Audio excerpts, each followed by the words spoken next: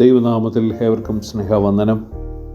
ഈ പുതിയ വർഷത്തിൻ്റെ ആദ്യത്തെ 12 ദിനങ്ങൾ നാം കടന്നു പോകുമ്പോൾ ദൈവം നമ്മെ നടത്തിയ വിധങ്ങളെ ഓർത്ത് ദൈവത്തിന് സ്തോത്രം ചെയ്യാം.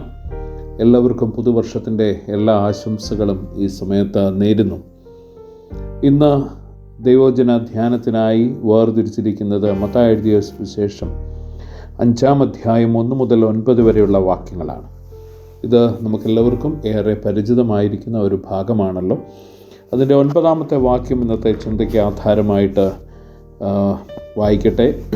സമാധാനം ഉണ്ടാക്കുന്നവർ ഭാഗ്യവാന്മാർ, അവർ ദൈവത്തിൻ്റെ പുത്രന്മാർ എന്ന് വിളിക്കപ്പെടും. Blessed are the peacemakers, for they shall be called sons of God.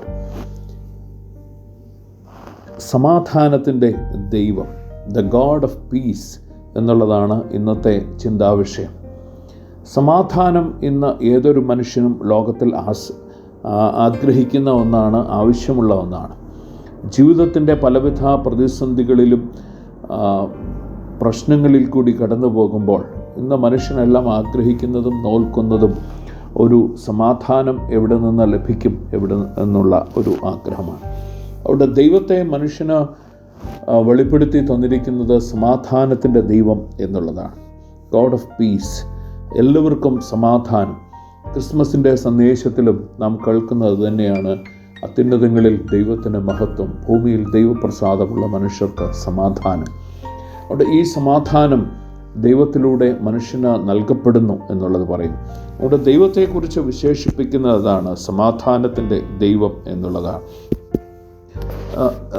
നമ്മൾ പണ്ട് ഉള്ള ഒരു പാട്ട് എല്ലാവരും കേട്ടിട്ടുണ്ട് എന്നുള്ളതാണ് എൻ്റെ വിചാരം. ബലഹീനനാകും എന്നെ താങ്ങും നല്ല നാഥനെ, പല കോടി സ്തോത്രം പാടി നിന്നെ വാഴ്ത്തിടുന്നു ഞാൻ എന്ന് പാടുന്നതായിരിക്കുന്ന ആ പാട്ട് പറയുന്നു.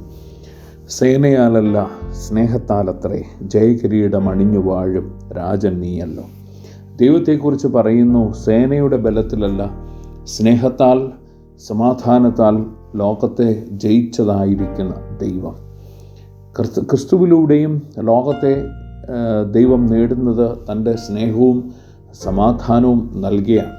ഉയർത്തെഴുന്നേറ്റ ക്രിസ്തു ലോകത്തിന് നൽകുന്നത് ഇതാണ്. നിങ്ങൾക്ക് സമാധാനം എന്ന് പറഞ്ഞാണ് ശിഷ്യന്മാരെയും മറ്റുള്ളവരെയും ഉയർത്തെഴുന്നേറ്റ ക്രിസ്തു അഭിവാദ്യം ചെയ്യുന്നത് എന്ന് നാം പുതിയ നിയമത്തിൽ വായിക്കുന്നുണ്ട്. അതുകൊണ്ട് ലോകത്തിന് ദൈവം നൽകുന്നത് ഈ സമാധാനമാണ്, തൻ്റെ ജീവിതത്തിലൂടെയും ഉയർത്തെഴുന്നേൽപ്പിലൂടെയും. അതുകൊണ്ട് ഈ സമാധാനത്തിൻ്റെ ദൈവത്തെയാണ് നാം ആരാധിക്കുന്നത് എന്നുള്ളത് നമ്മളെല്ലാവരും ഓർത്തിരിക്കുന്നത് വളരെ നല്ലതാണ്.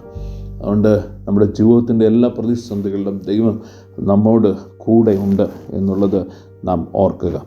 അതുകൊണ്ട് ഈ സമാധാനത്തിൻ്റെ ദൈവം നമ്മോട് കൂടെ ഇരിക്കുമ്പോൾ മറ്റൊരു ചിന്തയായി എൻ്റെ മുൻപിൽ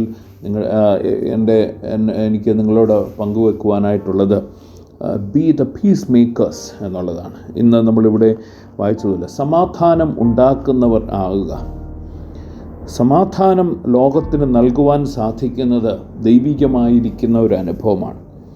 ഇന്ന് ജീവിതത്തിൻ്റെ പലവിധ സാഹചര്യങ്ങളിൽ ഒരുപക്ഷെ നമ്മളുടെ വ്യക്തിപരമായ ജീവിതത്തിലും കുടുംബ ജീവിതത്തിലും അല്ലെങ്കിൽ ഓഫീസ്, നമ്മളെവിടെയായിരിക്കുന്ന ഏത് സാമൂഹിക സന്ദർഭങ്ങളിലും ഏത് സോഷ്യൽ സിറ്റുവേഷനിലും നമുക്ക് സമാധാനം പകരുവാൻ സാധിക്കുക എന്നുള്ളത്, മറ്റുള്ളവർക്ക് ആശ്വാസവും ബലവും പകരുവാൻ സാധിക്കുക എന്നുള്ളത് ഏറ്റവും പ്രധാനപ്പെട്ടതായിരിക്കുന്ന ഒരു ദൈവികമായിരിക്കുന്ന അനുഭവമാണ്. അതുകൊണ്ട് തന്നെയാണ് ഇവിടെ സുവിശേഷകൻ പറയുന്നത്, സമാധാനമുണ്ടാക്കുന്നവർ ദൈവ മക്കൾ എന്ന് വിളിക്കപ്പെടും, ദൈവപുത്രന്മാർ എന്ന് വിളിക്കപ്പെടും എന്ന് നമ്മെ ഓർമ്മിപ്പിക്കുന്നത്. അതുകൊണ്ട് ഈ ഒരു അനുഭവം ഇന്ന് നമുക്കുണ്ടാകണം. ജീവിതയുടെ ഈ 3 മുതലുള്ള വാക്യങ്ങളിൽ ഈ 5-ാം അധ്യായത്തിൽ, മത്തായി എഴുതിയ സുവിശേഷം 5-ാം അധ്യായത്തിൽ നാം കാണുന്നത് ദുഃഖിക്കുന്നവരെയും സൗമ്യതയുള്ളവരെയും നീതിക്ക് വേണ്ടി വിശന്ന് ദാഹിക്കുന്നവരെയും കരുണയുള്ളവരെയും ഹൃദയശുദ്ധിയുള്ളവരെയും ഒക്കെ കാണുന്നു. അവിടെയൊക്കെ അതിന് പ്രതിവാക്യമായി മത്തായി നമ്മെ ഓർമ്മിപ്പിക്കുന്നത് അവർക്കെല്ലാം ലഭിക്കുന്നതായിരിക്കുന്ന ഒരു പ്രത്യേക അനുഭവത്തെക്കുറിച്ച് ഇവിടെ പറയുന്നുണ്ട്. അതുകൊണ്ട് നാം സമാധാനമുള്ളവരാണെങ്കിൽ, സമാധാനം ഉണ്ടാക്കുന്നവരോ സമാധാനം മറ്റുള്ളവർക്ക് നൽകുന്നവരോ ആണെങ്കിൽ അതിന് തക്കതായിരിക്കുന്ന ഒരനുഭവം നമുക്ക് നൽകുക. എത്ര ദുഃഖത്തിലിരിക്കുന്നവർക്കും ഒരാശ്വാസത്തെ നൽകുവാൻ സമാധാനത്തിലൂടെ മാത്രമേ സാധിക്കുകയുള്ളൂ. വേദനപ്പെടുന്നവർക്കത് നൽകുവാൻ, വിശന്നിരിക്കുന്നവർക്ക് തൃപ്തി വരുത്തുവാൻ, കരുണ ലഭിക്കുവാൻ, ദൈവത്തെ ആഗ്രഹിക്കുന്നവർക്ക് ദൈവത്തെ കാണുവാനുള്ള അവസരം ഈ സമാധാനം നൽകുന്നതിലൂടെ മാത്രമേ നമുക്ക് സാധിക്കുകയുള്ളൂ. അതുകൊണ്ട് ഈ ഒരു അനുഭവമാണ് ഇന്ന് വിശ്വാസികളായിരിക്കുന്ന നമുക്ക് ഓരോരുത്തർക്കും ലോകത്തിന് നൽകുവാനായിട്ടുള്ളത്. നാം ഈ സമാധാന വാഹകരായിരിക്കുക. നമ്മുടെ മുൻപിലൂടെ വരുന്ന പ്രശ്നങ്ങൾക്കൊക്കെയും ഒരു സമാധാനം കണ്ടെത്തുവാൻ നമ്മുടെ ജീവിതത്തിലും അതോടൊപ്പം തന്നെ നമ്മോടൊപ്പം സഞ്ചരിക്കുന്നവർക്കും ഒരു വഴിയായി തീരുവാൻ, ഒരു മാർഗമായി തീരുവാൻ നമ്മൾ ഇടയാകണം. നമ്മുടെ വിശ്വാസം അതുമൂലം ഇടയാകണം. പാട്ടുകാരൻ പറഞ്ഞിരിക്കുന്ന ഒരു കാര്യം കൂടി ഈ സമയത്ത് ഓർമ്മിപ്പിക്കട്ടെ. വാളുകുന്തങ്ങൾക്കില്ല ആവശ്യം, കൊഴുക്കളാക്കി ചാലുപോക്കാനാവുമായവ. യുദ്ധത്തിനായിട്ട് ഉപയോഗിക്കുന്ന വാളുകളും കുന്തങ്ങളും ഇനി അതിൻ്റെ ആവശ്യമില്ല. സമാധാനമാണ് എല്ലായിടത്തും. അത് കൃഷിക്ക് ഉപയുക്തമായിരിക്കുന്ന ഉപകരണങ്ങളായി അതിനെയൊക്കെ രൂപാന്തരപ്പെടുത്തും. അതുകൊണ്ട് ഏത് പ്രശ്നബാധിത അനുഭവങ്ങളെയും സമാധാനത്തിൻ്റെയും പുഷ്ടിപ്പെടുത്തലിൻ്റെയും അതുപോലെ പുതിയ അനുഭവങ്ങളെ നിർമ്മിക്കുന്ന അനുഭവങ്ങളാക്കി തീർക്കുവാനും സാധിക്കുന്നതാണ് ദൈവികമായിരിക്കുന്ന അനുഭവം. ഒരുപക്ഷെ നമ്മുടെ ജീവിതത്തിൽ പലവിധ അനുഭവങ്ങൾ കൂടി നമ്മളോ നമ്മുടെ കൂടെയുള്ളവരോ കടന്നു പോകുന്ന സന്ദർഭങ്ങളുണ്ടാകാം. എന്നാൽ അങ്ങനെയുള്ള ഇടങ്ങളിൽ നാം തളർന്നു പോകേണ്ട അല്ല, അവരെ ക്ഷീണിപ്പിക്കുവാനായിട്ടല്ല, അവർക്ക് പുതുശക്തി പകരുവാൻ, അവരുടെ കഷ്ടതയുടെയും വേദനയുടെയും ദുഃഖത്തിൻ്റെയും അനുഭവങ്ങളിൽ അവർക്ക് ശക്തി പകർന്ന്, പുതുശക്തി പകർന്ന് ജീവനും ചൈതന്യമുള്ളവരായി, അവരെ സമാധാനമുള്ളവരായി തീർക്കുക എന്നുള്ളതാണ് ദൈവം നമ്മളെക്കുറിച്ച് ആഗ്രഹിക്കുന്നത്. അതുകൊണ്ട് ഈ സമാധാനത്തിൻ്റെ ദൈവം നമ്മളോട് കൂടെ ഇരുന്ന് നമ്മളെ സമാധാനം ഉണ്ടാക്കുന്നവരായി ദൈവ മക്കളാകുവാനുള്ള ഒരു അവകാശം നമുക്ക് തന്നിരിക്കുന്നത് വേദപുസ്തകം നമ്മെ ഓർമ്മിപ്പിക്കുന്നു.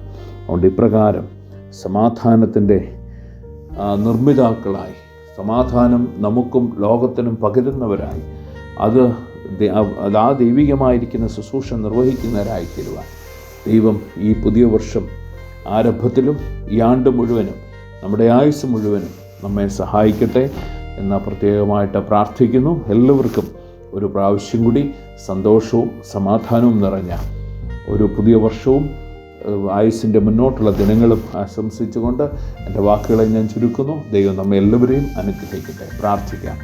സമാധാനത്തിൻ്റെ ദാതാവായിരിക്കുന്ന ദൈവമേ, അവിടുന്ന് ഞങ്ങളോട് കൂടെ ഇരുന്ന് ഞങ്ങളെ നയിക്കുന്നതിനായി സ്തോത്രം. ഞങ്ങളുടെ ജീവിതത്തിൻ്റെ ഏത് സന്ദർഭങ്ങളെയും അവിടുത്തെ വലിയ സാന്നിധ്യവും അവിടുത്തെ വലിയ ചിന്തയിലൂടെയും അതിനെ സമാധാനത്തോടുകൂടി കാണുവാൻ, രൂപാന്തരപ്പെടുത്തുവാൻ ഞങ്ങൾക്കെല്ലാവർക്കും ഇടയാക്കണമെന്ന് പ്രാർത്ഥിക്കുന്നു.